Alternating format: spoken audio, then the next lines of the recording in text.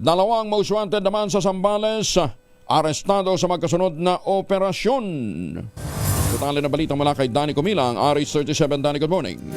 Nasa kote ng kapulisan ng Subic at Castillejos Municipal Police Station ang top 2 at top 9 most wanted sa lalawigan ng Zambales sa magkakahiwalay na ikinasang operasyon. Naaresto sa Barangay del Pilar, Castillejos ang top 2 provincial most wanted na si alias Lolo Mokong matapos sa lakayin na pinagsanib na pwersa ng Castillejos Municipal Police Station, Subic Municipal Police Station at Provincial Intelligence Unit.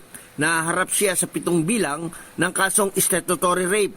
Samantala sa Barangay Mangan, Baca, Subic, naaresto naman si alias Batman, top 9 provincial most wanted dahil sa mga kasong acts of lascivious business in relation to Republic Act 7610, attempted homicide at unjust vexation.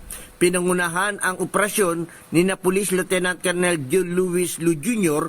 ng Subic Municipal Police Station at Police Major Abraham Atencio ng Castillejos Municipal Police Station sa ilalim ng pamumuno ni Colonel Benjamin Ariola ng Zambales Provincial Police Office.